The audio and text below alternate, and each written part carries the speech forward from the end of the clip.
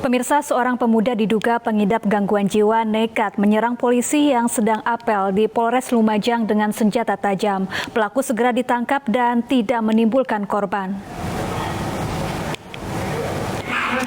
Inilah video amatir yang merekam seorang pemuda dengan membawa senjata tajam tiba-tiba masuk ke halaman Polres Lumajang dan mengancam sejumlah polisi yang sedang apel pada Kamis pagi. Dalam video terlihat pelaku mengacungkan senjata tajam ke sejumlah polisi sambil berteriak dengan nada ancaman. Beruntung pelaku yang diduga mengidap gangguan jiwa segera ditangkap sehingga tidak menimbulkan korban.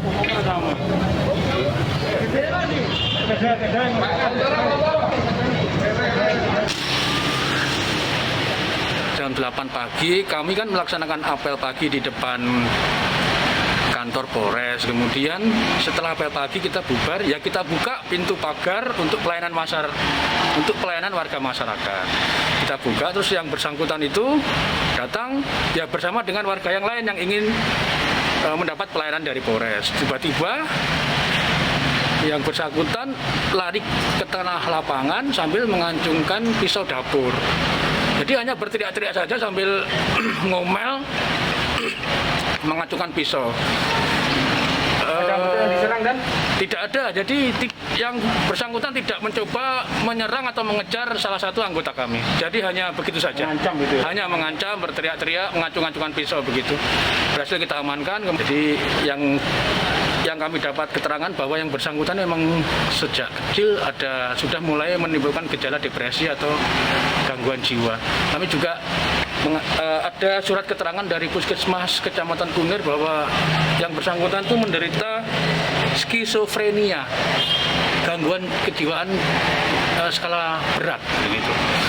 Setelah ini kita akan bawa yang bersangkutan ke rumah sakit untuk mendapat rujukan dari rumah sakit untuk kita rawat di rumah sakit jiwa untuk mendapatkan perawatan lebih intensif sehingga tidak membahayakan. Kelompok warga Enduga dan Lanijaya yang terlibat bentrokan di Wamena, Papua sepakat berdamai. Kesepakatan damai dilakukan dengan pembayaran denda sebesar 2,5 miliar rupiah dan 20 ekor babi kepada keluarga korban. Penyerahan uang senilai 2,5 miliar rupiah ini menandai perdamaian antara kelompok warga Enduga dan Lanijaya, Papua. Proses perdamaian berlangsung di lapangan Sinapuk, Distrik Wamena, Kabupaten Jayawijaya dan turut dihadiri oleh perwakilan tokoh masyarakat, tokoh agama, serta tokoh adat dari suku yang bertikai. Uang tunai sebesar 2,5 miliar rupiah dan 20 ekor babi merupakan santunan yang diberikan kepada keluarga almarhum Yonas Kelnea dan Luwok Heluka. Pembayaran ini difasilitasi oleh 3 kepala daerah yakni Lanijaya, Enduga, dan Jayawijaya.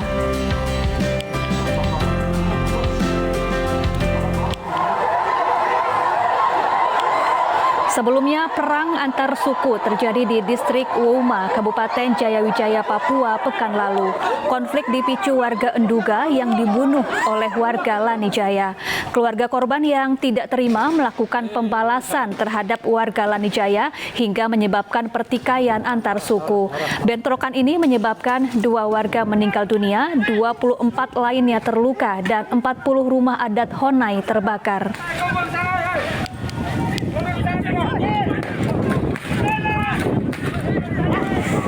Pemirsa, musisi sekaligus aktor Ardhito Pramono ditetapkan sebagai tersangka dugaan penyalahgunaan narkoba. Polisi menetapkan Ardhito Pramono sebagai tersangka kepemilikan ganja dan kini ditahan. Selain ganja, Satres Narkoba Polres Jakarta Barat juga menyita 21 butir pil alprazolam yang biasa digunakan untuk mengatasi gangguan kecemasan dan kepanikan. Namun menurut polisi, Ardhito memiliki pil tersebut berdasarkan resep dokter. Ini ganjanya, ini ganja. Hasil pemeriksaan barang bukti di laboratorium terhadap barang bukti yang diamankan ganja, ya, ini dinyatakan positif mengandung tetrahidrokannabinoid atau ganja.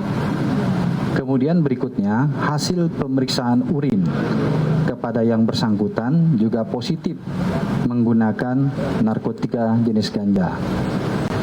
Kemudian tersangka juga pada saat diamankan sedang menggunakan narkotika jenis ganja, dan juga yang bersangkutan juga mengakui mengenal ganja ini sejak tahun 2011, kemudian sempat terhenti beberapa saat, kemudian mulai aktif lagi menggunakan tahun 2020 sampai dengan tertangkap kemarin. Adapun alasan yang digunakan ataupun disampaikan tersangka dalam penggunaan narkotika jenis ganja ini adalah untuk bisa memberikan rasa tenang dan juga fokus dalam bekerja. Kemudian kepemilikan ganja ini adalah dilakukan ataupun dimiliki untuk konsumsi sendiri. Jadi tidak berbagi kepada orang lain. Jadi untuk dia sendiri. Kemudian barang bukti yang bisa diamankan oleh penyidik terkait dengan tindak pidana ini diantaranya adalah 2 paket plastik klip berisi narkotika jenis ganja yang memiliki berat bruto 4,80 gram. Kemudian 1 bungkus kertas pafir, kemudian 21 butir pil alprazolam. Ini ada resep dokternya. Kemudian berikutnya adalah 1 buah handphone milik tersangka. Kemudian terkait dengan tindak pidana yang dilakukan tersangka, penyidik sudah menetapkan dan mempersangkakan tersangka terkait dengan Undang-Undang Narkotika Nomor 35 Tahun 2009, yaitu pasal 127 ayat 1 Undang-Undang Republik Indonesia Nomor 35 Tahun 2009 tentang narkotika dengan ancaman penjara paling lama 4 tahun. Jadi saat ini yang bersangkutan tersangka sudah ditetapkan sebagai tersangka dan dilakukan penahanan di Polres Metro Jakarta Barat.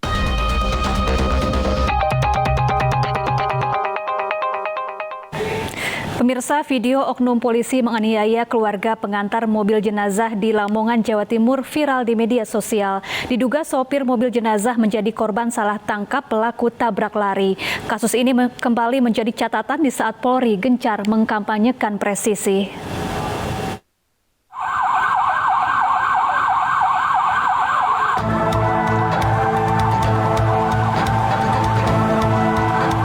Sejumlah oknum anggota polisi tiba-tiba menghentikan iring-iringan mobil jenazah dan meminta pengemudi keluar.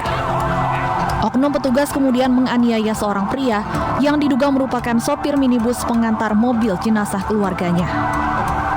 Aksi penganiayaan ini terekam video amatir warga dan beredar luas di media sosial. Sementara itu, Kapolres Lamongan AKBP Miko Indrayana enggan mengomentari peristiwa ini. Bapak nanti kita sampaikan nanti, paling minggu ini kok ya. Nah, nanti minggu ini. Itu salah tangkap nih? Apanya? Salah tangkap. Kan nggak ditangkap itu, kan kita amankan. Warga yang mengalami penganiayaan diketahui merupakan rombongan pengantar jenazah dari Surabaya menuju Bojonegoro. Peristiwa ini menyisakan trauma berat bagi keluarga yang telah melaporkan kasus ini ke Propam Mabes Polri. Dari Lamongan, Jawa Timur, Abdul Wahid, iNews melaporkan. Ya, setahun belakangan kinerja polisi terus disorot masyarakat karena kasus demi kasus kontroversial bermunculan. Bahkan tagar percuma lapor polisi sempat menggaung di media sosial. Kapolri Jenderal Listio Sigit Prabowo terus berusaha memperbaiki kinerja jajarannya sesuai janjinya sebelum dilantik.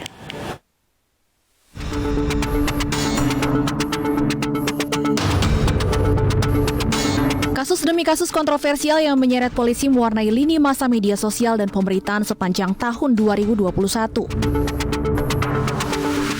Tagar percuma lapor polisi sempat menggaung di media sosial dengan berbagai sebab. Di antaranya setelah seorang warga yang melapor perampokan ke Polsek Pulau Gadung justru ditolak dan dimarahi. Belakangan setelah viral, penolak laporan yaitu Aibda Rudi Panjaitan dihukum dan dimutasi ke Polda Papua Barat. Tak hanya cerita menarik warga tentang laporan ke polisi yang berseliweran di media sosial, Polri juga menjadi sorotan ketika anggotanya tertangkap kamera membanting mahasiswa yang berunjuk rasa di kantor Pemkab Tangerang, Banten. Setelah viral, Brigadir NP akhirnya dihukum, diantaranya ditahan selama 21 hari serta penundaan kenaikan pangkat. Polri juga menuai kritik publik atas respon cepat penghapusan mural berisi kritik terhadap pemerintah di ruang-ruang publik. Menolak dibilang anti kritik, Polri kemudian menggelar Bayangkara Mural Festival 2021. Gelaran tersebut menjawab kritik masyarakat atas tindakan Polri dalam menertibkan mural bernada kritik terhadap pemerintah. Kritikan demi kritikan membuat Kapolri Jenderal Listio Sigit Prabowo meminta jajarannya evaluasi diri dan menerima kritikan untuk membenahi Korps Bayangkara. Jadi ini kemudian sudah melekat di masyarakat bahwa harus viral. Karena kalau tidak viral, maka prosesnya tidak akan berjalan dengan baik. Di satu sisi, tentunya kita harus menerima semua persepsi yang muncul di publik ini sebagai bagian dari evaluasi, bagian dari kritik terhadap kita, dan tentunya ini adalah waktunya kemudian kita memperbaiki, berbenah untuk kemudian melakukan hal yang lebih baik untuk memenuhi harapan masyarakat. Sejak terpilih menjadi Kapolri, Jenderal Sigit memang terus berusaha mengusung semangat presisi, singkatan dari prediktif, responsibilitas, transparansi, dan berkeadilan. Respon cepat di tengah badai kritikan bahkan membuat tingkat kepercayaan publik terhadap Polri mencapai 80,2% pada November 2021, tertinggi sejak tahun 2004. Angka itu berdasar survei dari Indikator Politik Indonesia.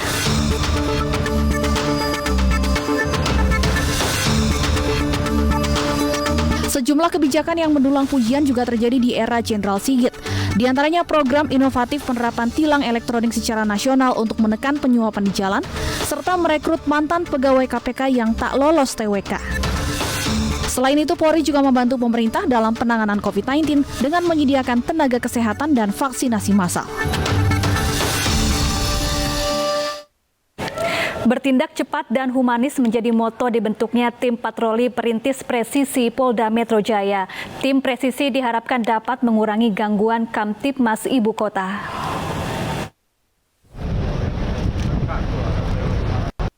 Kapolri Jenderal Polisi Listio Sigit Prabowo bersama Kapolda Metro Jaya Irjen Pol Fadil Imran serta Gubernur DKI Jakarta Anies Baswedan pagi tadi meresmikan tim patroli presisi di Polda Metro Jaya.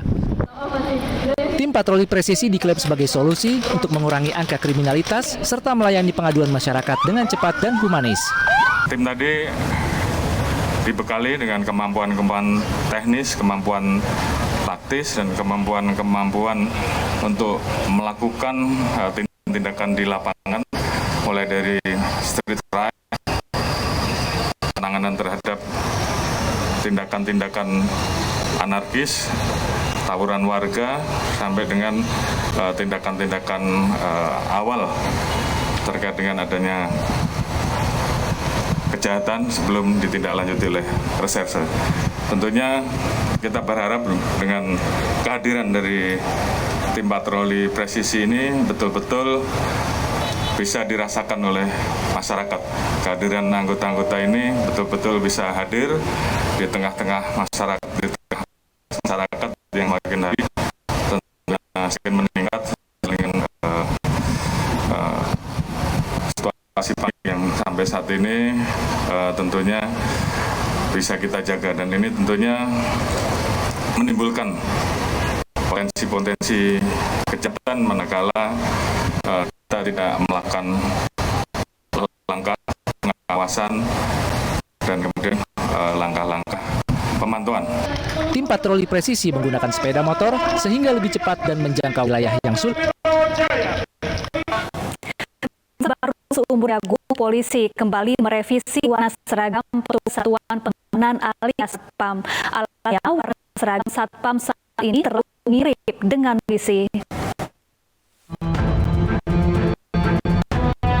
Kepolisian Negara Republik Indonesia memproses perubahan warna seragam Satuan Pengamanan Satpam dari warna coklat muda ke warna krem. Mabes Polri beralasan masyarakat kebingungan membedakan seragam antara petugas Satpam dan polisi karena warnanya yang mirip. Namun untuk perubahan warna seragam Satpam masih menunggu terbitnya peraturan polisi. Saat ini sangat mirip ya, atau terlalu mirip dengan seragam Polri, sehingga menyebabkan kebingungan dan kesulitan masyarakat. Jadi yang bingung masyarakat untuk membedakan mana polisi dan Satpam. Rencananya pergantian ini akan diperkenalkan pada hari ulang tahun Satpam yang akan digelar pada 31 Januari 2022. Sebelumnya perubahan seragam Satuan Pengamanan atau Satpam menjadi coklat muda mirip seragam polisi diinstruksikan oleh Kapolri saat itu Jenderal Idam Aziz pada September 2020 lalu. Dari Jakarta, Yasmin Natania, Freddy Budiman, dan Yudi Richard, iNews melaporkan.